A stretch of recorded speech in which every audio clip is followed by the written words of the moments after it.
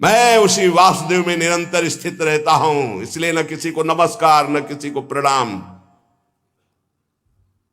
इसलिए अगर तुम्हें लगता हो कि मैंने तुम्हारे पिता का अपराध किया तो बिल्कुल नहीं।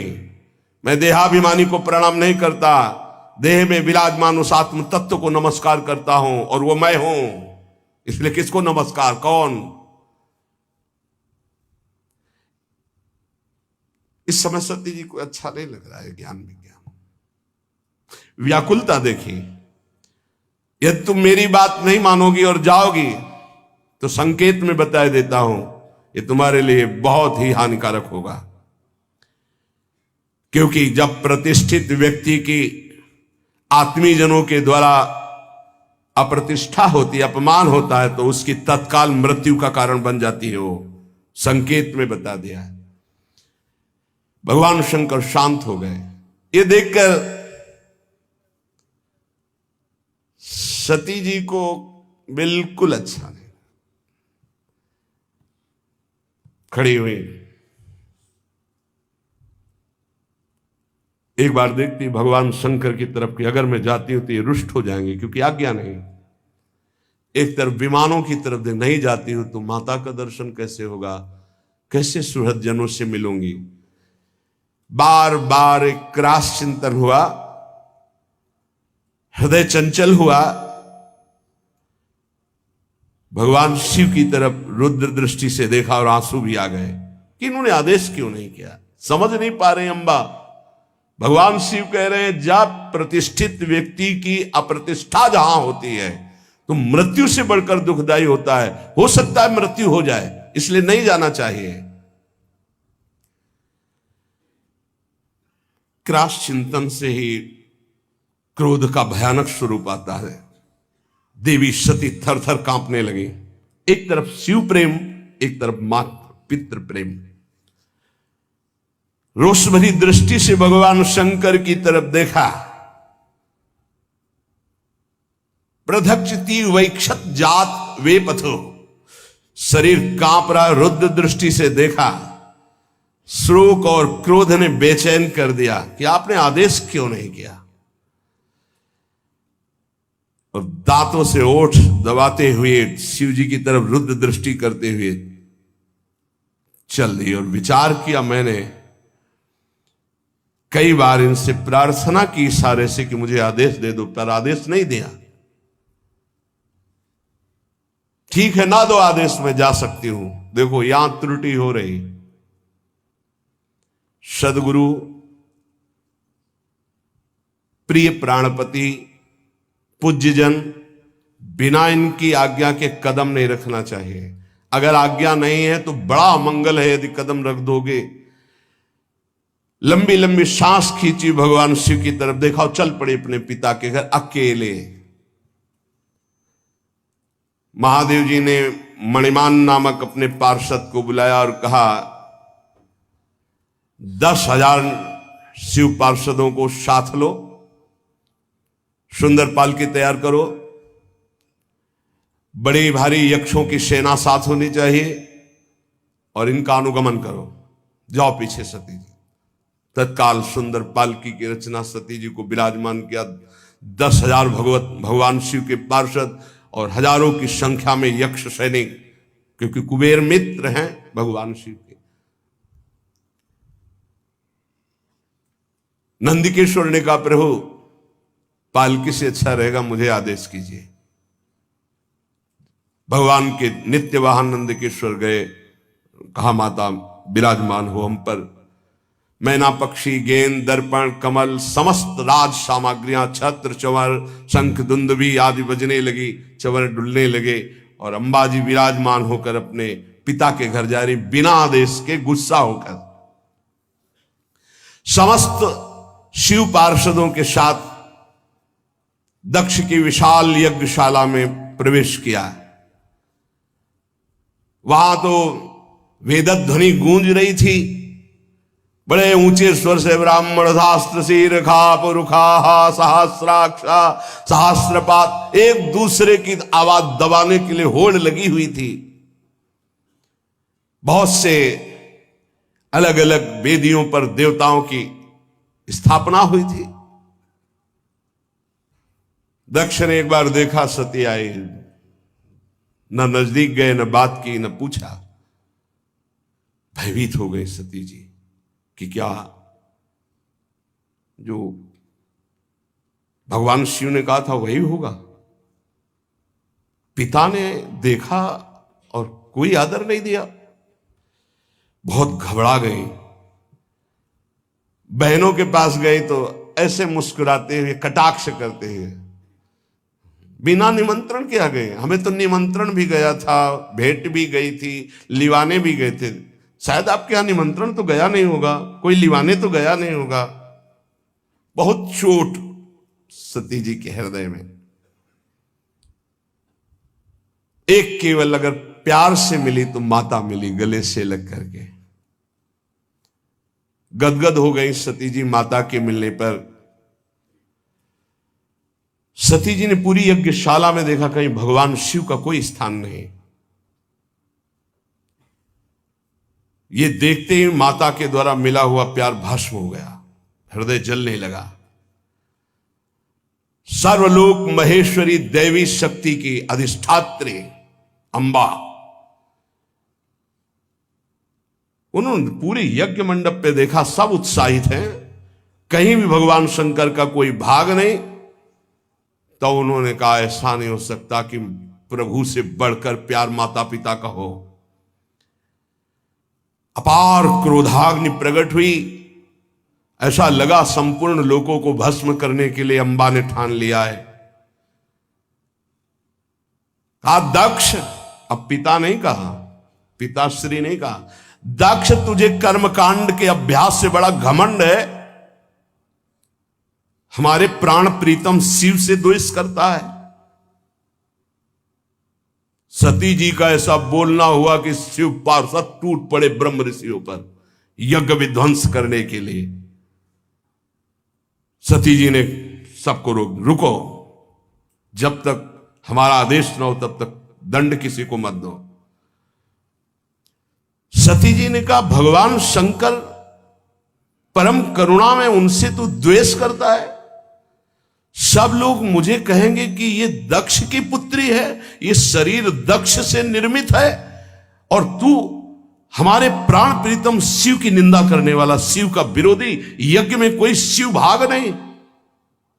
अरे कोई वाणी से भी निंदा कर दे तो सर्वनाश हो जाए, तू तो हृदय से उनसे द्वेष करता है। ऐसा कौन होगा तेरे जैसा जो महादेव से विरोध करे, जो दुष्ट मनुष्य 100 रूप शरीर को और 100 रूप पदों को पाकर अभिमान करता है, शिव की निंदा करता है। आश्चर्य है, आश्चर्य है कि वो अपने सर्वनाश को नहीं जानता। इतने बड़े महान अपराध करने पर भी भगवान शिव ने तेरे लिए कोई दंड विधान नहीं किया। तू महापुरुषों का निंदक, जघन्य अपराधी, दुष्ट पुरुषों में शोभा पाने वाला है दक्ष के प्रति। ये है अपने इष्ट का प्रेम, शिव। ये 2 अक्षर जिसकी जिह्वा से निकल गए, कभी कोई पाप उसको दंड नहीं दे सकता। अहो ऐसे पवित्र कीर्ति देवाधिदेव महादेव शिव की तूने अपमान वृत्ति धारण की। तू अमंगल रूप है, तेरे अमंगल रूप से पैदा हुए इस अमंगल रूप शरीर को रखना मेरे लिए असहनीय होगा। जब मैं जाऊंगी तो दक्ष पुत्री कहेंगे भगवान शिव, इसलिए इस शरीर को मैं नहीं रखूंगी। जो मेरे प्राण प्रीतम आराध्य देव की विरोधी अंश से पैदा हुआ, ऐसे शरीर को नहीं रखूंगी। ऐ निरंकुश, धर्म की मर्यादा का तूने विस्मरण कर दिया है। आश्चर्य यह होता है कि इष्ट का प्रेम कितना जोर का होता है। मातृ पितृ प्रेम से ऐसा लगा था कि भगवान शिव की अवहेलना करके सती जी आ रही, लेकिन हृदय में कितना गुह्य प्रेम अपने आराध्य देव के प्रति है। वैसे तो शास्त्र आज्ञा यही कहती कि अपने इष्ट और अपने पूज्य का अपमान होने पर शक्ति हो तो बलपूर्वक उसको दंड देकर बकवाद करने वाली अमंगल रूप दुष्ट जिह्वा को उसी समय काट डालना चाहिए। छिंदात प्रसह्य रुषति मसतिम प्रभुश्चे जिह्वामसूनपि ततो विसृजेत धर्मा, ऐसा धर्म आदेश करता है। नीलकंठ भगवान करुणा समुद्र शिव की निंदा करने वाले, अगर कोई निंदनीय वस्तु खा ली जाए तो वमन करना ही उचित होता है। इसलिए तेरी निंदनीय अंश से इस शरीर की रचना हुई है, अब इसको रखना ठीक नहीं है। हे कामादि शत्रु को जीतने वाले भगवान शिव, क्षमा करना, आपकी आज्ञा का उल्लंघन करके ममता वसाई, पर अब मैं आपका अपमान सह नहीं सकती। आचमन किया, नया पीला वस्त्र धारण किया, आंख मूंदी, योगाग्नि का चिंतन किया, शिव शिव शिव शिव शिव। तत्काल श्री चरणों से अग्नि पैदा हुई और योगाग्नि में शरीर भस्म हो गया। क्योंकि अंबा है, नहीं रखूंगी ये शरीर, तेरा अंश है ये शरीर, ये तेरा अंश है। जब मैं जाऊंगी तो कहेंगे आओ दक्ष पुत्री, ये मैं बर्दाश्त नहीं कर पाऊंगी। अब सब कोई कहेगा ये दक्ष पुत्री सती है, इसलिए मैं अब इस शरीर को नहीं रखूंगी। तूने मेरे इष्ट देव का अपमान किया। जिस शरीर को भगवान शिव वामांग में विराजमान करते थे, महामनस्विनी सती ने तत्काल अग्नि की धारणा की, देखते देखते सबके बीच में भस्म हो गया शरीर। अब तो हाहाकार मच गया, क्योंकि रोकने वाले अब कोई थे नहीं। पार्षदों को सती जी ने ही रोका, भारी विध्वंस मचाना शुरू कर दिया। पर मंत्रों में बड़ी सामर्थ्य होती है। ब्रह्म ऋषियों ने तत्काल मंत्र बल से सब शिव पार्षदों को रोक और अधजली लकड़ियों से पिटाई शुरू की। मंत्रों का बल और आक्रमण का वेग ब्रह्म ऋषियों का बहुत बड़ा होता है। ब्रह्म बल, भाग पड़े शिव पार्षद। अपहतम रक्षम, ब्रह्म ऋषियों ने उच्चारण किया। ऐसे मंत्र का उच्चारण करके आहुति दी तो यज्ञ कुंड से ऋभु नाम के महान प्रतापी दैवी शक्ति संपन्न प्रकट हुए, शिव पार्षदों को मार मार के खदेड़ना प्रारंभ कर दिया। यज्ञ विध्वंस नहीं कर सकते। ब्रह्म तेज संपन्न उन ऋभुओं की आक्रमण शक्ति इतनी प्रबल हुई कि भाग करके शिव पार्षद कैलाश में आए। इधर देवर्षि नारद जी पहले ही पधार चुके थे। देवाधिदेव महादेव जी की वंदना करके पूरी की पूरी सूचना तत्काल, अभी दक्ष के यज्ञ में सती जी ने योगाग्नि में शरीर भस्म कर दिया, देवर्षि नारद जी ने सूचना। और इधर पार्षद भागते हुए गए और कहा मंत्र बल से ऋभु देवताओं ने हमारी दुर्दशा कर दी, भगवान हम असमर्थ हो गए, कोई उनके आगे टिक नहीं सकता। देवाधिदेव महादेव जी का दांत से ओठ चबाते हुए दांतों से स्वापार्षद सैन्यम च तदध्वरभुर्भीर विद्रावितम क्रोध मपार मादधे क्रुद्धा सुदोष्ट पुटः सधूर जटिर जटाम तदिद्वन् सटोग्रोचिशम। जटा पकड़ी उखाड़ी और पटक दी भूमि पर। जे ही जटा उखाड़ कर पृथ्वी पर पटका, मानो आकाश को छूता हुआ ऐसा महावीर प्रकट हो गया। ना तो छाती की चौड़ाई दिखाई दे रही थी, ना शरीर की लंबाई दिखाई दे रही थी। ऐसा विराट महान, इतना विशाल था कि स्वर्ग से भी ऊपर उनका सिर हो रहा था। हजार भुजाएं, श्याम वर्ण सूर्य के समान जलते हुए 3 नेत्र, विकराल भयंकर दाढ़े, लाल लाल जटाए, हाथ में हजारों हाथों में अस्त्र शस्त्र लिए हुए, हाथ जोड़कर कहा जगत गुरु क्या आज्ञा है। भगवान शंकर ने कहा तेरा नाम वीर रुद्र है, तू उठ, मेरे संकल्प से प्रकट हुआ है, और जा दक्ष के यज्ञ को विध्वंस कर दे, और जिन ब्रह्म ऋषियों ने हमारे पार्षदों को दंड दिया, बलात् उनको दंड दे करके यज्ञ विध्वंस करके हमारे पास आओ। देवादिदेव भगवान शंकर की आज्ञा हुई तो वीरभद्र ने परिक्रमा की और चल दिया। उस समय वो जब चरण रखता था तो ऐसा लगता था भूकंप आ गया, ऐसा महान बलशाली भयंकर सिंहनाद करता हुआ कराल त्रिशूल हाथ में लेकर यज्ञ मंडप की तरफ दौड़ा, मानो काल दंड स्वयं पधार रहा हो। ऐसी गर्जना की यज्ञ मंडप में लगा कि आकाश से बिजली टूट गई और कैलाश से गर्जना प्रारंभ की। जितने बुद्धिमान ऋत्वज थे वो तो लघुशंका जाना, बोले जाओ महाराज। वो समझ गए कि अब कुछ प्रसाद लंबा होगा तो 50 ब्रह्म ऋषि तो लघुशंका के बहाने निकल गए। कहा तो इशारे की केवल जरूरत है, ब्राह्मण लोग जनेऊ पहनते ना, इसका मतलब होता है कि लघुशंका जाना। जो अपने तप अभिमान मंत्र बल के की पार्षदों को मार के मंत्र बल से भगा दिया था वो वहां बैठे रहे। दक्ष प्रजापति को मूर्छा से आने लगी।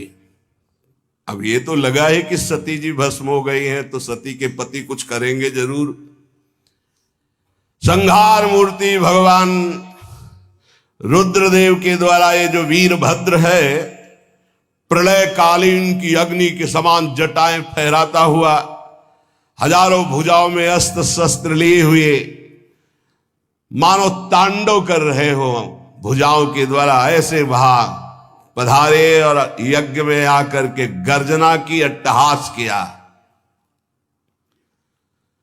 जितने महात्मा ब्रह्म ऋषि सब बैठे थे वो सब एक दूसरे की तरफ देख रहे और शुरू कर दिया हरिओम हरिओम। वहां कुछ नहीं हो रहा है। अब पहले तो भगवान शिव ने कुछ संकल्प नहीं किया था इसलिए दैवी रिभु प्रकट हुए। अब कुछ नहीं, मंत्र से चाहे जितने मंत्र उच्चारण करो, चारों तरफ से शिव पार्षदों ने यज्ञ मंडप को घेर लिया। अब एक चरण प्रहार किया तो जितने खंभे यज्ञ मंडप के से थे सब टूट गए। वीरभद्र जी ने चारों तरफ से यज्ञशाला को विध्वंस करने लगे। जहां अग्नि प्रज्वलित थी, शिव पार्षदों का वहां रुद्र रूप तांडव शुरू हुआ। यज्ञ पात्र फोड़ दिए, अग्नियों को बुझा दिया, काहे से? लघुशंका से भ्रष्ट कर दिया। वेदी को तोड़ दिया मंत्र बल से जो बंधी हुई थी, और मुनियों की जो पिटाई शुरू की। क्यों? शिवद्रोही होकर मंत्र उच्चारण करते हो। एक एक देवता, एक एक ऋषि की पकड़ करके, ये वीरभद्र नहीं कर रहे, उनके संग के कर रहे हैं। वीरभद्र ने प्रजापति दक्ष को जाकर ऐसे पकड़ लिया। नंदीश्वर ने भग देवता को, मणिमान ने भृगु ऋषि को, जो और भगवान शंकर ने कहा यथोचित दंड देना, ज्यादा नहीं देना। भगवान शंकर के पार्षदों की जो भयंकर लीला शुरू हुई, पूरा यज्ञ भ्रष्ट हो गया, विध्वंस हो गया। जो भाग रहे थे मार पिटाई सब ऋषियों की। शिवद्रोही भृगु जी हाथ में सुआ लेकर हवन कर रहे थे। वीरभद्र ने धरी छाती पे ला तो दाढ़ी उखाड़ी, मुछ उखाड़ी। अब वहां कोई सम्मान, कोई किसी का मंत्र बल, किसी का तप बल कुछ काम नहीं कर सकता। क्योंकि जब दक्ष प्रजापति शाप दे रहे थे तो ये मुस्कुरा मुस्कुरा के ऐसे ऐसे, तो सबसे पहला काम किया भृगु जी की दाढ़ी फंसाई, जड़ से उखाड़ी, मुछ उखाड़ी। क्रोध में भरकर जब भग देवता है, यज्ञ के बहुत बड़े अधिकारी देवता है, जब दक्ष जी श्राप दे रहे थे तो ये कहते ठीक है, ठीक है। दोनों आंखें पहले अंगुली डाल के निकाली, इन्हीं आंखों से शिव विरोध करते थे। भग देवता को पृथ्वी में उठा पटक दिया और धरा टिवला छाती में दोनों आंखें उनकी निकाल ली। अब दैवी शक्ति दिखाओ।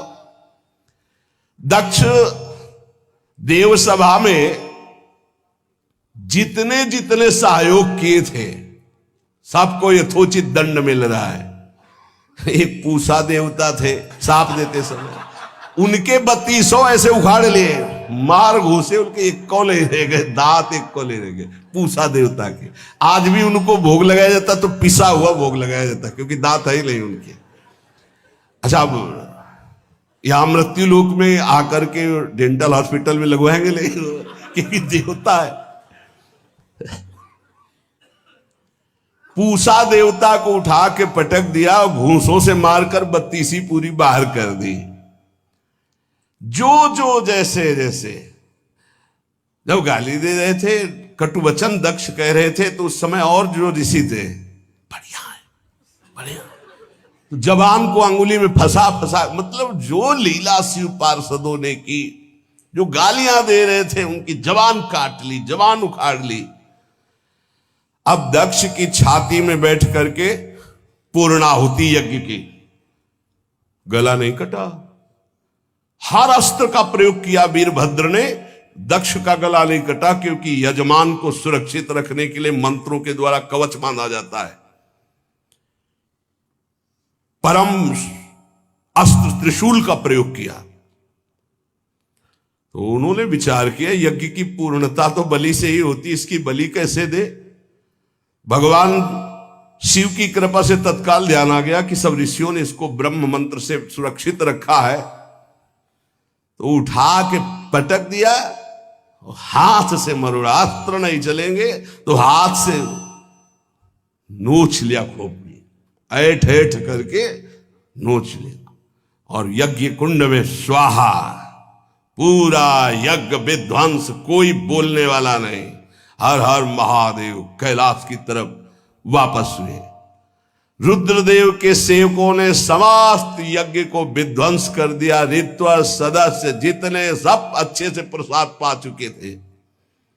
अब किसी की आंखें नहीं, हाथ पकड़ के ब्रह्मा जी के पास, किसी के दांत नहीं, किसी की दाढ़ी नहीं, मूछ नहीं, जबान नहीं, सब ब्रह्मा जी के पास पहुंचे। बोले महाराज, तो ब्रह्मा जी ने कहा सर्वांतर्यामी नारायण ही संभाल सकते हैं, एक हमारे बस की बात नहीं रह गई। देवताओं ने भगवान नारायण का चिंतन किया। वो आए और कहा, बताओ महादेव जी से विरोध करने पर किसका मंगल हुआ है। तो उन्होंने कहा, प्रभु आज से यज्ञ परंपरा बंद हो जाएगी। तो उन्होंने कहा कि भगवान शंकर का जिस यज्ञ में भाग नहीं होगा वो यज्ञ पूर्ण ही नहीं हो सकती। हमारे मनाने से अच्छा है कि भगवान शंकर को मनाओ जाके, और वो मान जाएंगे तो हम आ जाएंगे यज्ञ में, हम आ जाएंगे तो यज्ञ पूर्ण हो जाएगी, पर उनको भाग दो। तो कहा गया यज्ञ का समस्त अवशेष भाग भगवान शंकर का। सब भगवान शंकर के पास गए, प्रार्थना की, बहुत रोए, करुणा वरुणालय, राजी हो गए। फिर यज्ञ हुआ। तो यजमान जिंदा होना चाहिए। यजमान की जो खोपड़ी थी जिससे तो उन्होंने साप दिया था भगवान को, तो भस्म हो चुकी थी। ये हुआ क्या हो, तो बोले जो बलि के लिए पशु था वही बलि पशु तो दक्ष बन गए, तो बलि पशु की गर्दन इनमें लगा दी जाए। तो बकरे की गर्दन लगा दी गई। तो दक्ष जी खड़े होकर अब जिस जबान से साप देते थे उससे बोलने की क्षमता वो खत्म हो गई। भगवान शिव के चरणों में जब गिड़गिड़ाए पढ़ करके प्रसन्न हुए, बोले यज्ञ पूर्ण होनी चाहिए। भगवान शिव की कृपा से यज्ञ पूर्ण हुई। इधर अंबाजी भगवान शिव से विलग होकर अपने शरीर को भस्म किया, हिमालय के यहां जाकर के पार्वती जी के रूप में प्रकट हुए। हिमालय पुत्री पार्वती बाल्यावस्था से ही निरंतर ध्यानस्थ रहना शिव अनुराग में। जब किशोर अवस्था हुई, किसी से कोई संभाषण नहीं करती थी माता जी। हर समय भगवान शिव के ध्यान में निमग्न रहना, कठोर तप करना शुरू कर दिया। जो बिल्व पत्र सूख कर गिर जाते थे, माताजी उसको अपने मुख में रख करके पा लेती। एक बिल्व पत्र, अपर्णा, शरीर सूखने लगा। माताजी का नाम अपर्णा। भारी तपस्या। भगवान शंकर को एकदम बोध हुआ कि सती का जन्म पार्वती के रूप में हिमालय के यहां हो चुका है और वो हमारे लिए कठिन तपस्या कर रही है। तो सप्त ऋषियों को बुलाया और उनसे कहा कि जाओ इनके प्रेम की परीक्षा लो। जानते हैं, सब कुछ जानते हुए भी ये होता है। जैसे लोग कहते हैं भगवान जानते हैं अपने भक्त को, तो परीक्षा क्यों लेते हैं? तो पढ़ाया तो टीचर ने ही है, तो सालाना परीक्षा तो होगी ही कि तुम क्या पढ़े हो। ऐसे ही तुम्हारे प्रेम की परीक्षा होगी। तुम हरि को चाहते हो या हरि की रची हुई माया को? हरि की हुई रची हुई माया में आकर्षित हो गए तो 0 आ जाएगा। वो हरि की तरफ देखते रहे, माया से बच गए तो नंबर आ जाएंगे। 100 के 100 आते हैं, यहाँ 98 96 नहीं आते। 2 ही चैप्टर हैं, हरि पसंद कर रहे हो या हरि की माया। हर भक्त के सामने आता है, तो प्रायः लड्डू ही खाने को मिलता है। बचता वही है जो मामे वे प्रपद्यन्ते माया में ताम तरंतिते, केवल हरि। पार्वती पहि जाई तुम प्रेम परीक्षा लेहु, गिरिहि पेरि पठयहु भवन दूरी करेहु संदेहु। हे सप्त ऋषियों, जाओ, हमारी आज्ञा है। पार्वती की प्रेम की परीक्षा लो, यदि पास हो जाएं तो उनको तपस्या से निवृत्त करो। बोलो महादेव जी प्राप्त हो जाएंगे। जाओ भवन को चली जाओ, तपस्या की आवश्यकता नहीं। ऋषियों ने जाकर के पार्वती जी को देखा, मानो मूर्तिमान तपस्या विराजमान हो, अस्थिमात्र हुए रहे शरीर, सूखे पत्ते बिल्व के। मुनि बोले, हिमांचल नंदिनी, इतना कठोर क्या प्राप्त करना चाहती हो? किसकी आराधना कर रहे हो? तुम्हारा लक्ष्य क्या है? यदि हम सुनने के अधिकारी हों तो आप कृपा करके बता सकती हैं। पार्वती जी ने कहा, मन बड़ा सकुचाता है आपसे बताने में। आप लोग कहीं मेरी हंसी ना उड़ा दें जो मेरा लक्ष्य है। मैंने भी बहुत सिखाने की कोशिश की, लेकिन मेरा मन नहीं मान रहा, हठ पकड़ लिया है। क्योंकि मेरे गुरुदेव ने मुझे जो आकर के बचपन में बता दिया, मैं वही हृदय से स्वीकार कर ली। मनु हठ परा सुनई न सिखावा, चहत बारी पर भीति उठावा। नारद कहा सत्य सोई जाना, बिनु पंखन हम चाहि उड़ाना। मुनियो, वैसे आप भी हंस दोगे। ऐसा लगता है जैसे हम भारी प्रबल धारा में बालू का बांध बनाना चाहती हैं। कहां भगवान शिव और कहां मैं? मेरे गुरुदेव नारद ने बचपन में आकर के कहा, तुम्हारे पति देवाधिदेव महादेव होंगे। बस मैं तब से अपने पति की प्राप्ति की आराधना कर रही हूं। पता नहीं आप मेरी बात सुनकर हंसेंगे कि मानो बिना पंख के मैं आकाश को छूना चाहती हूं। ऋषि हंस पड़े और कहा, बात तो सही है। पर्वत से उत्पन्न हुई हो तो इसलिए तुम्हारी बुद्धि भी हमें लगता है जड़ ही है। नारद के उपदेश से आज तक किसी का घर बसा है? नारद के उपदेश से किसी का घर बसा है? अरे जिस जिसका उपदेश किया उसको बैरागी बना दिया, गृहस्थी तो बनाया नहीं। नारद उपदेश सुनकर किसी का घर बसा हो ऐसा तक प्रमाण नहीं है। देखो, दक्ष के पुत्रों को उपदेश किया, 10,000 एक को 1,000 एक, लौट कर नहीं आए, सब बैरागी बन गए। चित्रकेतु को उपदेश किया, घर चौपट हो गया। प्रहलाद जी को उपदेश किया, पूरा हिरण्यकश्यप का नाश हो गया।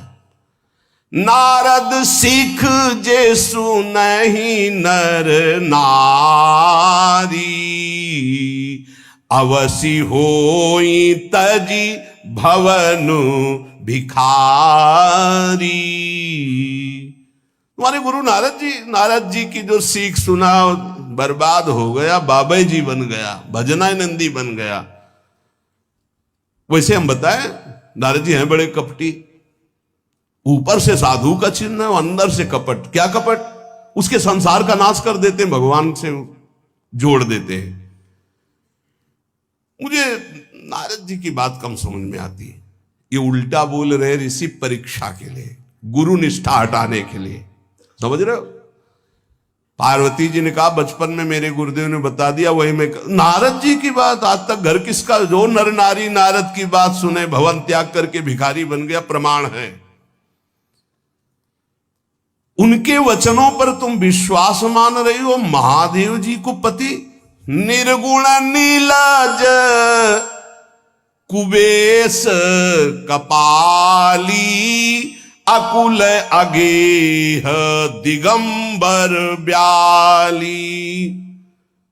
नारद जी ने तुम्हें भगवान शिव को पति बिल्कुल निर्गुण समझो। निर्गुण को मतलब दूसरा भी अर्थ होता है और एक अर्थ होता है कि कोई गुण नहीं। नीलाज, नंगे धड़ंगे घूमते कभी कभी। दिगंबर, कोई लज्जा नहीं।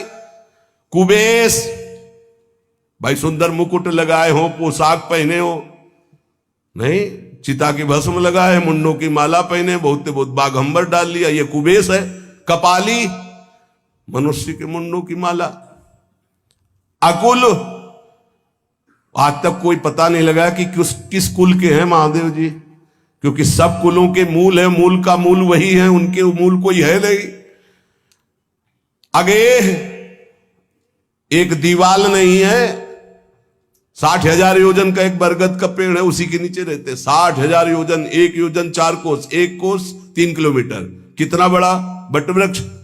कैलाश में एक वटवृक्ष जिसके नीचे रहते 60,000 योजन का। 6 ऋतुएं शोभा देती उसी वटवृक्ष के। और कोई घर तो है नहीं महादेव जी के। और आभूषण भूल मत करना, बड़े बड़े विषैले सांपों का आभूषण कोई सोना चांदी नहीं पहनते महादेव जी। हमें लगता है ऐसा दूल्हा के लिए ऐसा तप। नारद जी ने ठग लिया तुम्हें, पागल बना दिया तुम्हें। देवाधिदेव महादेव के सुनो, इन्हीं ने शिक्षा दी थी सती को। ऐसे बौरे पति मिले, आग में जाके शरीर भस्म करना पड़ा। इसलिए हम तुम्हें बता रहे हैं कि बहुत सुंदर दूल्हा हम देख के आए हैं। हम जान गए थे कि तुम तपस्या कर रही हो। हरि का नाम सुना है? बैकुंठ में रहते हैं, बहुत सुंदर हरि है। यदि उनका आप वर्ण कर ले तो सुखी हो जाएंगे। बैकुंठ राजधानी, अब आभूषण उनके क्या कहना, पार्षद सही। ऐसे शिव जो चिता की राख लगाते हैं, सांपों की माला पहनते हैं, मुंडों की माला, सांप का जनेऊ, बाघंबर, हमें तो पसंद नहीं आए। और हमारी बात मान लो, ऐसे के पास स्त्रियां टिक नहीं सकती जिनके घर नहीं, आभूषण नहीं, धन नहीं, कोई भोग सामग्री नहीं हो, उदासीन, उनको किसी से मतलब नहीं। तो सुनो, हमारा विचार स्वीकार कर लो। अति सुंदर सुचि सुखद सुशीला,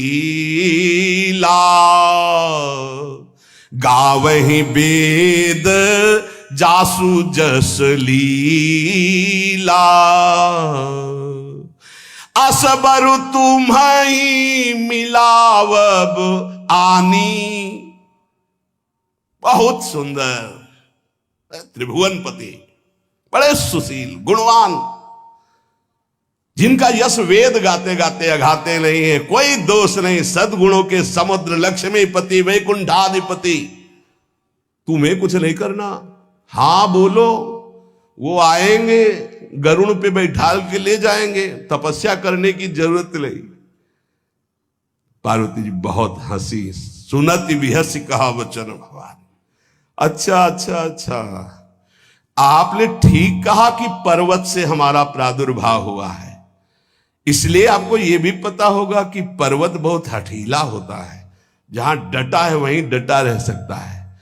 सुनो, पर्वत से सोना भी उत्पन्न होता है जो आग में जलाने पर भी अपना तेज बढ़ाता है, घटाता नहीं। तुम मेरे गुरुदेव के प्रति ऐसा बोले कि वो जिसको उपदेश करते हुए उसका घर उजड़ जाता है, तो बसौ भवन उजरो नहीं डरो, पर नारद बचन न मैं परिहरऊं। अपने गुरुदेव के एक भी शब्द को मैं नहीं काट सकती, चाहे मेरा जीवन रहे या ना रहे। बसन हमारा और हमारा भवन, हमारा श्रृंगार, हमारा सर्वस्व ये मिले या ना मिले, पर हमारे महादेव जी मुझे मिले। तुम आभूषणों की, वसन भूषण की बात कर रहे हो, ग्रह की बात कर रहे हो, पद की बात कर रहे हो।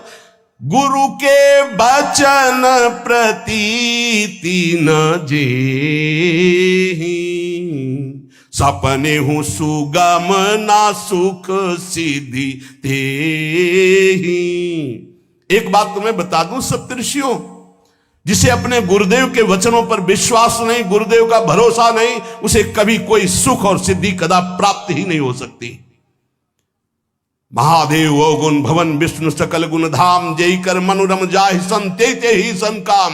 आपने बताया कि महादेव में कोई गुण नहीं है और विष्णु समस्त सद्गुणों के धाम है, मैं मानती हूं, लेकिन मेरा मन महादेव जी से रम गया है। अब तो केवल महादेव जी, पहले मिलते हो सलाह करते तो तुम्हारी बात सुनती, अब तो गुरुदेव नारद जी ने जो उपदेश किया वही मैं करूंगी। अब मैं जन्म संभुहित हारा, को गुण दूषण करे विचारा। ये इष्ट निष्ठा होनी चाहिए। अब तो हमारा जन्म आराध्य देव के लिए, अब कौन गुण दोष का चिंतन करे। जन्म कोटि लग रगर हमारी, बरऊं शंभुनता रहूं कुमारी। करोड़ जन्म लूंगी, अगर इस जन्म में महादेव जी ने मिले तो करोड़ जन्म लूंगी, हर जन्म तप करूंगी, पर हमारे प्रीतम होंगे महादेव, पति होंगे महादेव।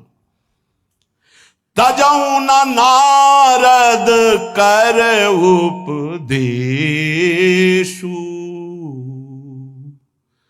आपु कहीं सत बार महेशु।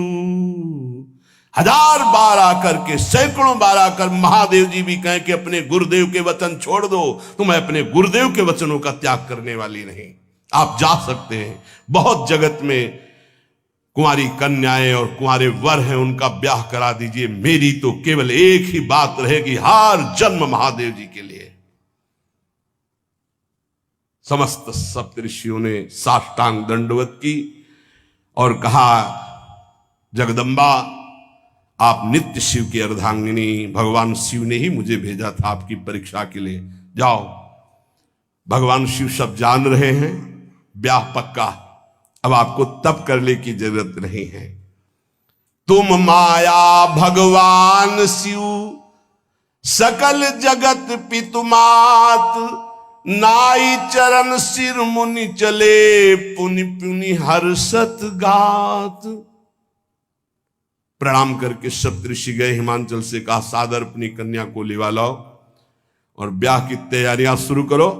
महादेव जी ब्याह के लिए पहले से ही राजी हैं और समस्त देवता ब्रह्मा जी आज उनके पास जा रहे हैं प्रार्थना करने के लिए। इधर जब पार्वती जी को लेकर हिमालय अपने घर पे आते हैं, तब भगवान विष्णु, समस्त देवता, ब्रह्मा जी कैलाश पहुंचे, जहां भगवान शिव विराजमान थे। सबने स्तवन किया और कहा, प्रभु बहुत दिन से एक लालसा है, सकल सुरन के हृदय शंकर परम उछाहु, निज नैनन देखा चाहे नाथ तुम्हार विवाह। भगवान विष्णु, ब्रह्मा जी समस्त देवताओं ने कहा प्रभु हम सबके मन में एक उत्साह है, आप दूल्हा हो, हम सब बराती हो, आपका विवाह देखना चाहते हैं। प्रभु ये उत्सव देख ले तो हमारा जीवन सार्थक हो गया, आप हां बोलो। कामदेव के मद को चूर करने वाले आपको दूल्हा रूप में देखना चाहते हैं हम सब। स्वामी का स्वभाव होता है सेवक को सुख देना। पार्वती जी ने अपार तप किया है आपके लिए, आप उनको अंगीकार कीजिए। भगवान विष्णु ब्रह्मा जी की प्रार्थना सुन करके भगवान शिव जी ने कहा तथास्तु, ठीक है ब्याह पक्का। देवताओं ने नगाड़े बजाए, फूलों की वर्षा होने लगी, देवाधिदेव महादेव की जय के नारे कैलाश में गूंजने लगे। सप्तऋषि भगवान शिव के पास आए, कहा प्रभु बड़ी अनन्य है पार्वती जी आपकी, अखंड प्रेम है, हमने बड़ा छल करके उपदेश किया, लेकिन उन्होंने कहा कि मैं नारद जी का उपदेश नहीं त्याग सकती, करोड़ों जन्म लूंगी और हर जन्म महादेव जी के लिए। भगवान शिव जी की आंतरिक वृत्ति जो पार्वती जी की प्रीति की है उसे कोई नहीं जानता। बहुत विरह में रहे, ऐसा न समझे कि देवाधिदेव महादेव जी परम उदासीन है, नहीं, सती जी के वियोग में बड़ी विचित्र दशा महादेव जी की हुई थी। सप्तऋषि फिर गए पार्वती जी के पास और कहा अभी बीच में घटना घट गई, कामदेव गया था महादेव जी की समाधि को भंग किया तो महादेव जी ने कामदेव को भस्म कर दिया, तो अब ब्याह का मतलब क्या रह गया। भवानी ने कहा तो तुम क्या अभी तक भगवान शिव को कामयुक्त देखते थे क्या? क्या तुम समझते हो तुम्हारे जान काम अब जा रहा, अरे अब लग शंभु रहे सभी कारा। तुम्हारी नजर में अभी तक भगवान भिखारी थे और अब काम को भस्म किया है। अरे हमने भगवान शिव की आराधना की, हमारे जानी सदा शिव जोगी, अज अनवद्य अकाम अभोगी। मैंने तो शिव को सदा ही योग संपन्न ब्रह्मबोध देखा है। वचन और कर्म से, मन से मैंने यदि भगवान शिव को अपना स्वामी माना है, योगी, अजन्मा, अनिंद्य, काम रहित, भोगहीन, तो निश्चित मुझे प्राप्त होंगे। भगवान शिव के पास फिर सप्तऋषि गए, बोले प्रभु गजब की निष्ठा है, केवल आपके प्रति प्रेम है। ब्रह्मा जी ने लगन रची, सप्तऋषियों को बुलाया और कहा ब्याह दोनों तरफ, ये लड़की पक्ष की लगन, ये वर पक्ष की लगन। ब्याह तय हो गया, दिन नक्षत्र घड़ी, नगाड़े बजने लगे, देवताओं के लिए सुमन वृष्टि हुई। ब्रह्मा जी ने सबको बुलाया, हिमालय ने सबको निमंत्रण दिया, बड़े बड़े पर्वत भेंट लेके आ रहे हैं, बड़े बड़े रसनिधि समुद्र भेंट लेकर के आ रहे हैं। वहां भोजन पान के लिए हिमालय के पास कोई कमी थोड़ी थी, रस की नदियां बह रही थी, विविध प्रकार के रस, विविध प्रकार के फल, विविध प्रकार के भोग वहां सब व्यवस्थित किए जा रहे हैं।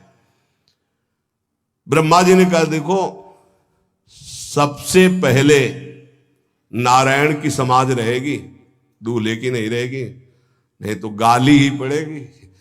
हिमालय के यहां प्रवेश पाने के लिए बरातियों में सबसे पहले नारायण, फिर देवराज इंद्र का परिकर, वायु देवता, अग्नि देवता, सबसे पीछे दूल्हा की बारात।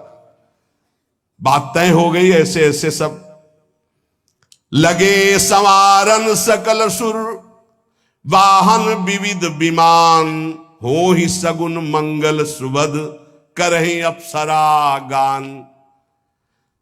सब अपने अपने वैभव संपन्न सब तैयार हो रहे हैं। बोले महाराज दूल्हे को तैयार किया जाए। शिव ही शंभुगन करहि सिंगारा, जटा मुकुट अहि मोर संवारा। कुंडल कंकन पहिरे ब्याला तन विभूति पट के हरि छाला शशि ललाट सुंदर सिर गंगा नयन तीन उपवीत भुजंगा गरल कंठ उर नर सिर माला अशिव वेश शिव धाम कृपाला कर त्रिशूल अरु डमरु विराजा चले बसहा चढ़ी बाजही बाजा देखी शिवही सूरत्रिय मुस्काही बरलायक दुल्हनी जग नाही। दूल्हे की तैयारी हो रही भाई, चिता की भस्म, चिता की भस्म जैसे पाउडर ले गए पहले चिता की भस्म लगाई गई, अब जटाएं बांधी गई, जटाएं से त्रिभुवन का विनाश जब करना होता जटा खोलकर जब तांडव करते तो कोई नहीं बचता। जटा कटा संभ्रमम भ्रमण निलंप निर्झरी बिलोलवी चिवल्लरी विराजमान मूर्धनि धगत धगत धगत जो ललाट पट्ट पावके। तीसरा नेत्र मानव विश्व का विनाश करने के लिए उसे पटबंद किए हुए विशाल जटाएं। जटा का तो मुकुट सवाल आ गया, अब जटा बंध है का ऐसे सांप, ये मुकुट सांप और कुंडल करिया और भूरी भी थी। हाँ सोने चांदी के लिए डंक मार दे तो बेहोश हो जाओ ऐसे। पहिरे ब्याला बाजूबंद छोटे फण वाले है, कोई पनिहा कोई दुमहा ऐसे, और ऐसे जनेऊ वासुकी नाग, गले के माला भगवान का विभूत, ऐसा स्वरूप है। और शेर की छाल नीचे, शशि ललाट द्वितीया का चंद्र, शशि ललाट ये मुकुट द्वितीय का चंद्रमा, सुंदर सिर गंगा, भगवती गंगा फवारे ले उठते जटा के बीच से गंगा जी। नयन तीन, माथे वाला बंद है दो खुले हैं, उपवीत भुजंगा जनेऊ वासुकी नाग, गरल कंठ नीलकंठ विष यहां रोके हुए, और मुंडों की माला, हाथ में त्रिशूल, डमरू बंधा हुआ, नंदिकेश्वर पे सवार। बोले ऐसे दूल्हा के लिए दुल्हन तो त्रिभुवन में नहीं मिलेगी, ऐसा दूल्हा दुल्हन का मिलेगी। अच्छा दूल्हा सज गया, ब्रह्मा जी ने देखा, बोले महाराज आगे आपकी सवारी। नारायण भगवान उनके चतुर्भुज पार्षद, शोभा सुगंध सौरभ, आगे गरुण पे सवार, पीछे हंस पे सवार ब्रह्मा जी अपना परिकर, देवराज इंद्र, भगवान विष्णु जी दूल्हे की तरफ देखे, बोले महाराज विष्णु कहा अस बिहस तब बोल सकल दिशराज, बिलग बिलग होई चलो सब निज निज सहित समाज। कोई भी दूल्हे के पास मत फटको, पीछे रहने दो, सब अलग अलग समाज चलो, नहीं पानी नहीं मिलेगा हिमालय के अगर आगे ये हुई तो। अब तो वर अनुहारी बरात न भाई, हंसी करहियो पर पुरजाई। नारायण ने कहा कि दूल्हा के अनुरूप ही हम सब बराती नहीं भैया, दूल्हा सबसे पीछे, सब बराती क्रम से पहले हम, फिर ब्रह्मा जी, फिर देवराज इंद्र, ऐसे सब। भगवान शिव ने कहा तुम अपने पार्षद सब लिए हो तो हम बुलाते हैं, श्रृंगी निकाली, जे ही बजाया तो भगवान शिव के पार्षद आ गए। शिव अनुशासन सुनि सब आए, प्रभुपद जलद शीस तिन जय हो महाराज की आज्ञा करो। अरे बोले विवाह हमारा बहुत दिलों से आओ।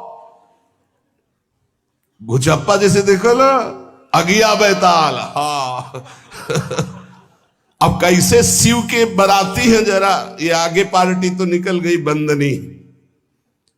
ये जो भगवान शिव ने बुलाया बरातियों को, अपने साथियों को मुखहीन विपुल मुख काहू, बिनु पद कर को बहुपद बाहू, विपुल नयन को नयन विहीना, रिष्ट पुष्ट को अति तन खीना। किसी के एक को मुख नहीं, केवल मांस का पिंड है, और किसी के पूरे शरीर में मुख ही मुख है।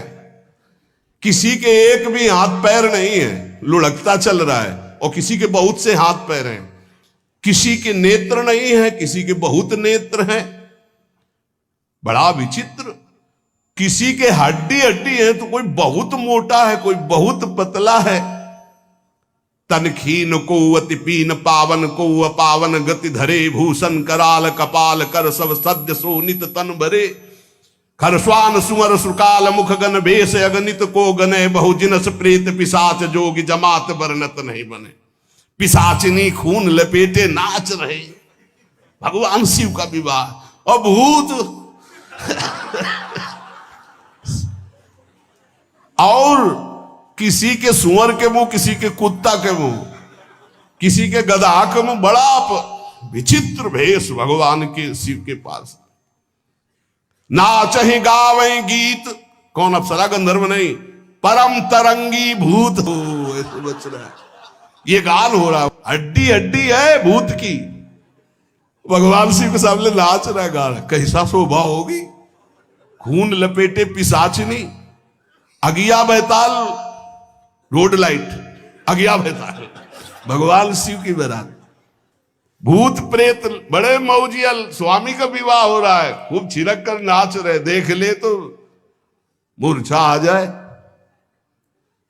अब बनी है बारात, तो जस दूल्हा तस बनी बराता।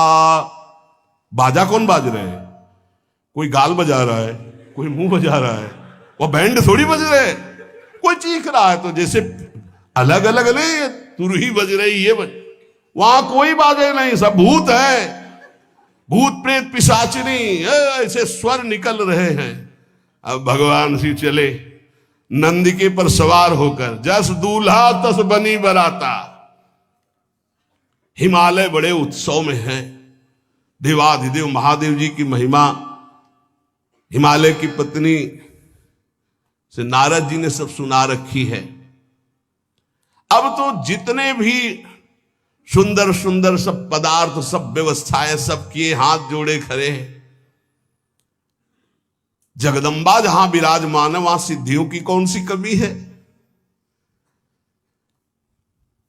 ये हुआ कि जय हो बारात पधार रही है, सामवेद का गान करते हुए गरुड़ पर विराजमान भगवान नारायण। सब हिमालय वासी ओहो धन्य है, धन्य, यही दूल्हा है, बाराती है। तो दूल्हा तो भी बहुत सुंदर हो गए, सब देख के लुभायमान हो गए। नारायण परिकर सब। पीछे देखा हंस पर सवार भगवान ब्रह्मा जी चतुर्मुख, वेद सब। दूल्हा पीछे, गांव के नगर के लोग है ना, ये दूल्हा नहीं, सयाने लोग कहते हैं दूल्हा। दूल्हा तो ये तो ब्रह्मा जी है, देवराज इंद्र। ये दूल्हा नहीं, नहीं नहीं, ये दूल्हा नहीं, ये दूल्हे की बाराती है। वो गजब, इतने सुंदर दूल्हे के बाराती। तो दूल्हा तो फिर बहुत हृदय में आनंद है, उत्साह है। नगर की बालक बालिकाओं, नौबधुओं को ऐसे देख रहे, दूल्हा कौन है ऊपर से चढ़े। जब सब निकल गए तो बहुत हृदय में आनंद था कि अब दूल्हा के दर्शन होंगे। जोई दूल्हा की पार्टी आई, शिव समाज जब देखन लागे, भीतरी चले बाहन सब, जितले अगवाली कर ले आए थे धोती संभाल के जान बचा के भागे। जो बड़े बूढ़े थे, जो महिमा सुने थे, वो धरि धीरज ताहा रहे सयाने, बड़ी हिम्मत करके रुके कि शिव हैं। लेकिन जो नौजवान बालिकाएं, बूढ़ी नौबहुएं, ये को वहां मंगलाचार में नहीं टिकी, सब अगवानी पे भाग पड़ी। धीरज धर करके बालक घर में पहुंचते, जवान पहुंचते, बहुएं, क्या बात है, तुम लोग भयभीत क्यों हो गए, कोई घटना घटी क्या ब्याह में?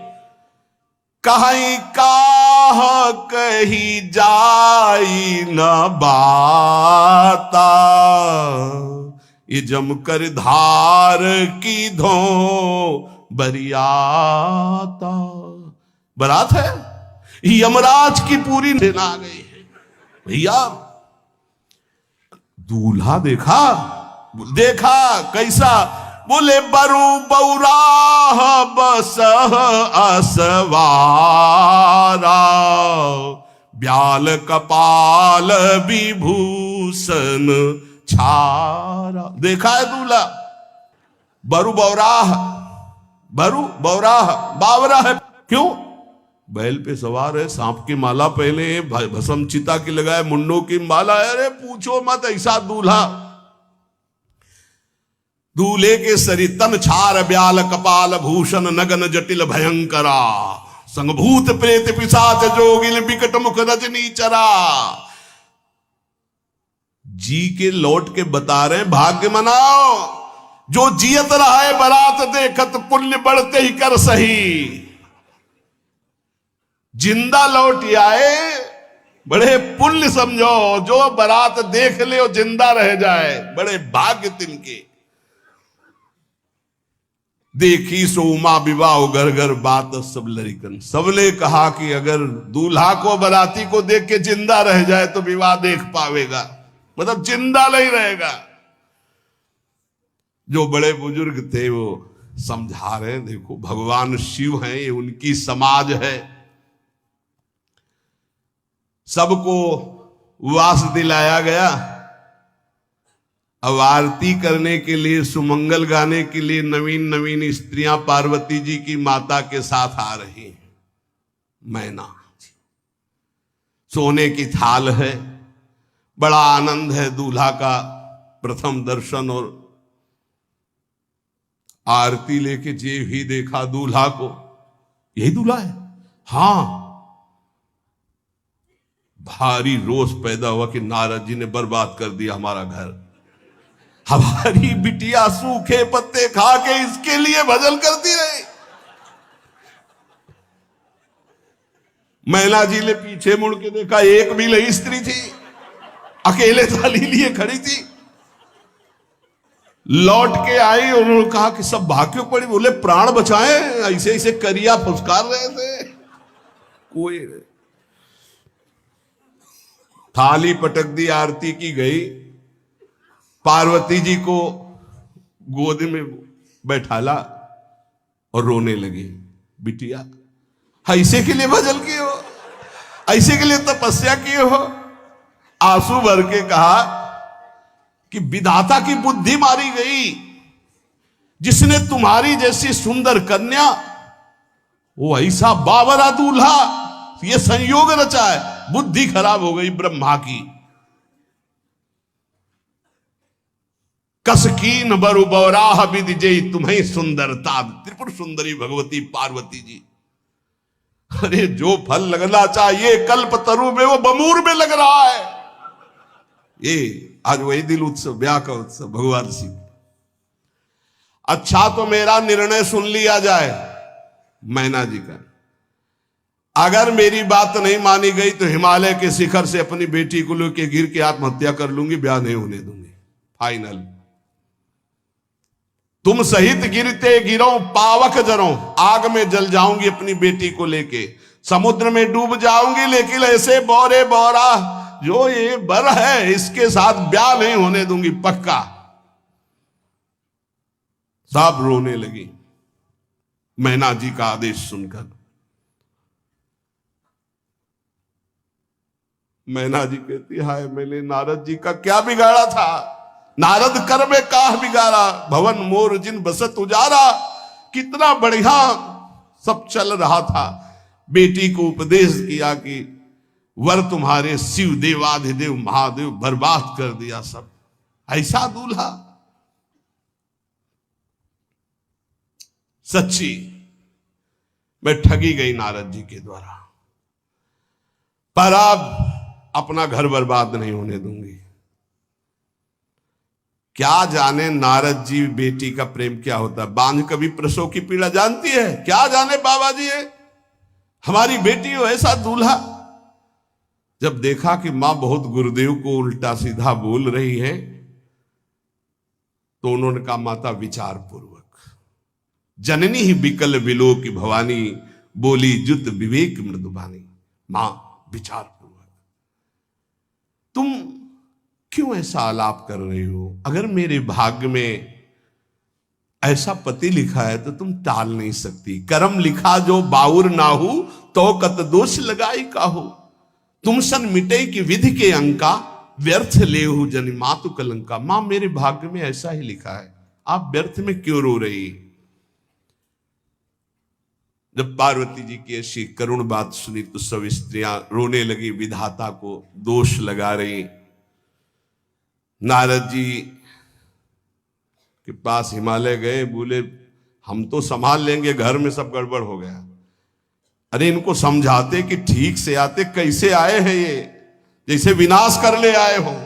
अरे ब्याह कर ले आए, घर में सब बिगड़ गया, मैना बिखर गई, ब्याह बंद, अब नहीं होगा, संभालो जाके। नारद जी गए और जाकर के मैना को कहा देखो ये इनका बाहरी रूप है, ये जो आपके यहां पार्वती के रूप में जन्मी, ये नित्य इनकी अर्धांगिनी सती है, जो यज्ञ भवन में शरीर छोड़ करके आपके यहां जन्मी, ये इनकी नित्य संगिनी है। आप ऐसा शोक मत कीजिए। नारद जी विविध प्रकार से माता को समझाया। इनके द्वारा एक भ्रम हो गया था तो इनको शरीर त्यागना आवश्यक हो गया। जब भगवान श्री राम सिया जी के लिए हे खग हे मृग हे मधुकर श्रेणी तुम देखी सीता मृग नैनी ऐसा पुकार रहे, तो भगवान शिव ने प्रणाम किया और सती जी के मन में संशय हुआ। सती जी ने सीता वेश धारण किया। जब भगवान शिव ने जाना तो उसी समय त्याग कर दिया था कि अर्धांगिनी रूप में अब कभी स्वीकार नहीं करो, क्योंकि पूज्य माता का रूप आपने धारण किया। तो मूल बात ये थी, इसीलिए योगाग्नि में जाकर शरीर को भस्म कर दिया और आपके यहाँ पार्वती जी के रूप में जन्मी है।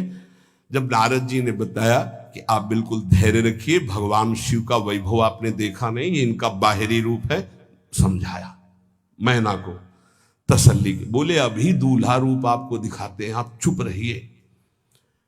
तब मैना के हृदय में कुछ शांति हुई। जितने गांव के नगर के सब लोग थे सबको सूचना पहुंची, डरो मत, भगवान शिव है, ये लीला कर रहे हैं। अभी नारद जी गए और बोले विवाह करना है कि नहीं करना, शंकर जी से कहा। बोले वाह इसीलिए, बोले ये सब बंद करो आप, ये रूप से विवाह होता है, वह हमारी सारी जो बिचौलिया हमें पीट रहे हैं, हम उधर जाओ तो उधर, ये रूप हटाओ। बोले कौन सा रूप धारण करें, दूल्हा रूप धारण करो। भगवान शिव ने जे भी, बहुत सुंदर शिव है, कर्पूर गौरम जैसे चिदानंद, 16 वर्ष की अवस्था, हाथ में दर्पण और अद्भुत मुकुट धारण किए हुए, जटाएं ढकी हुई, गौर वर्ण, वो सुंदर रूप जो देखे सो मोहित हो जाए। ध्याये नित्यम महेशम रजति किरणिमं चारु चंद्रावतन सम। कैसा सौंदर्य रूप महादेव जी का। चलो अब जो जेवनार के लिए सब शुभ नौबधुएं सब मैना जी को बुलाया, देखो दूल्हा आ रहे हैं, एक एक कदम ऐसे चल रहे, संभाल संभाल के जैसे चलना सीख रहे हो। तांडव करने वाले चरण है, पर नारद जी ने को अब नहीं, नव किशोर अवस्था, हाथ में दर्पण, वो सुंदर रूप भगवान शिव का, एक एक कदम। बारात में जो देखे सो मोहित। मैना ने कहा हो अहो भाग्य, ऐसे दूल्हा बोले वही हैं जो नंदी पे सवार थे, इनके स्वरूप को जानना बड़ा कठिन है। अब जो सुंदर जीवनार हुई बरातियों के साथ भगवान शंकर की, बड़े मधुर गीत गाए जा रहे हैं।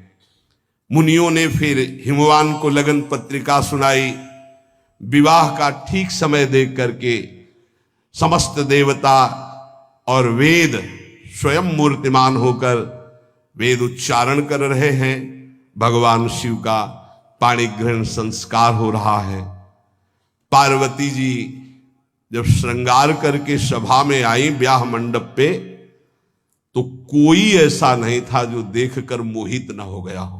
त्रिपुर सुंदरी अंबा है, लेकिन सब ने उनके श्री चरणों में सर झुकाया, क्योंकि जगदात्मा महेश पुरारी, जगदंबिका जानि भव भामा, सुरन मनन मन कीन प्रणाम। ऐसा सुंदर रूप अंबा जी का त्रिपुर सुंदरी है। जब वो दुल्हन रूप में पधारी, कोई भी ऐसा नहीं था जो एक बार देखकर मोहित न हो, पर सब श्री चरणों में, क्योंकि जगदंबिका है, भगवान शिव की आद्या शक्ति है। सुंदरता मर्जाद भवानी, जाय न कोटि बदन बखानी। करोड़ों मुखों से यदि वर्णन हो तो इस समय जो पार्वती जी का सुंदर रूप है, नव किशोरी और दुल्हन रूप, पार्श्व में बैठे अत्यंत सुकुमार, कपूर और चांदी की तरह गौर वर्ण, एकदम तेजोमय, विशाल नेत्र, स्वर्ण आदि के आभूषण, कहीं कोई एक बिच्छू सर्प कुछ नहीं, बिल्कुल नव किशोर राजकुमार स्वरूप भगवान शिव। पार्वती का मन रूपी भौरा शिव जी के रूप को देखकर लुभायमान हो रहा है। आज्ञा भई, ब्याह प्रारंभ हो। आश्चर्य की बात, गणेश जी का पूजन सबसे शुरू हुआ। लियो, मुनि अनुशासन गणपति पूजे शंभु भवानी, गणानान्त्वा गणपति ग्वंघवामहे प्रियानान्त्वा प्रिय। लियो, बोले गणेश जी और पार्वती जी के मतलब पुत्र का भावातल कि वो जो उट्टल लगा रही थी उसी से गणेश, ये आदि गणेश है, ये आद्य गणेश है। जैसे आदि ब्रह्म, जैसे आदि ब्रह्म स्वरूप ये गणेश है। भगवान शिव और पार्वती जी ने प्रथम गणपति पूजन किया। मुनि अनुशासन गणपति ही पूजे शंभु भवानी, को सुनि संशय करे जनी। ये अनादि जी जान, कोई संशय मत करना कि वो पुत्र है जो पार्वती जी से प्रकट हुए। बोले नहीं, ये अनादि गणपति का पूजन हो रहा है, जो ब्रह्म गणपति है। जस विवाह कै विधि श्रुति गाई, महामुनिन सो सब करवाई। गही गिरीश कुश कन्या पानी, भवई समर्पी जानी भवानी। पाणी ग्रहण संस्कार किया, कन्यादान। ये बहुत बड़ा गृहस्थ धर्म में परम पावन है। देखो, जो हमारी पूर्व धर्म मर्यादा की संस्कृति कितनी पावन संस्कृति है, जिसको आज हम भूलते चले जा रहे हैं, मनमानी आचरण करते चले जा रहे हैं। इसलिए गृहस्थ भी सुखमय नहीं रह गया है। गृहस्थ अगर धर्म के अनुसार हो तो उसको परम पद की प्राप्ति होती, परम मंगल होता है। बहुत ये जो हमारी धर्म मर्यादा है बहुत सुख देने वाली है, लेकिन इसका प्रतिदिन उल्लंघन ही होता जा रहा है। न माता से मतलब, न पिता से मतलब, मनमानी आचरणों से मतलब, जो मन जैसे आवे वैसे बहे, ये हमारी धर्म मर्यादा। देखो स्वयं भगवान कैसी मर्यादा है, पानी ग्रहण कर रहे, कुछ जल मंत्र, ब्रह्म ऋषि साक्षी, फिर पानी ग्रहण। पानी ग्रहण जब कीन महेशा, ये हर से तब सकल सुरेशा। वेद मंत्र मुनि बर उच्चरहि, जय जय जय शंकर सुर करहि। बाजहि बाजन विविध विधाना,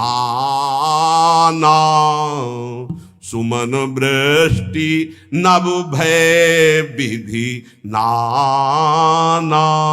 जिस समय पाणी ग्रहण भगवान देवादिदेव महादेव और अम्बा पार्वती का हुआ, समस्त देवता मुनिगण वेद मंत्रोच्चारण करते हुए जय हो जय हो जय हो, विविध बाजे बज रहे, पुष्पों की वर्षा हो रही।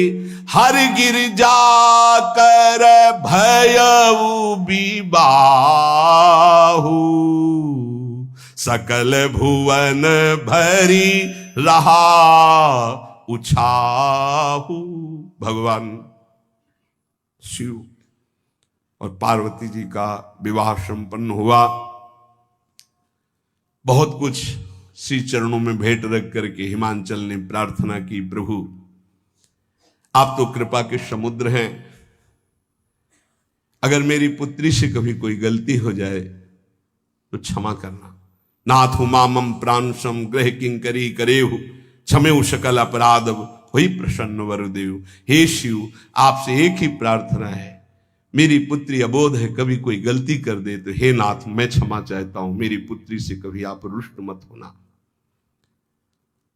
बहुत प्रकार से भगवान शिव ने उनको आशीष दिया, ढांढस बंधाया। फिर भगवान शिव और उमा आनंद पूर्वक कैलाश पधारे।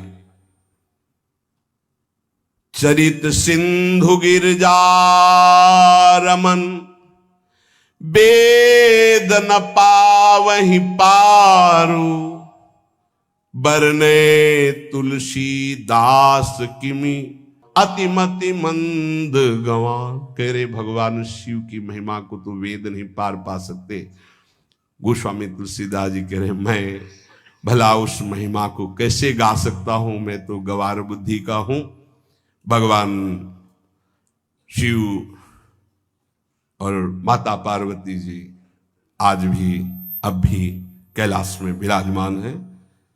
हर गिरजा विहार नित नयऊ, यही विधि विपुल काल चले गए हो। भगवान शिव और पार्वती का जो मंगल में विवाह सुनेगा, भगवान के चरणों में प्रीति, समस्त पापों का नाश होकर हृदय की निर्मलता, हरिहर में प्रीति निश्चित प्राप्त होती है। क्योंकि ये परम वैष्णवाचार, परम बोध संपन्न जगत गुरु भगवान शिव की लीला हृदय के अहंकार को मिटाती है। ये अहंकार के अधिष्ठात्र देवता है भगवान शिव, और जब तक अहंकार रहता है तो हरि के चरणों में या प्रिय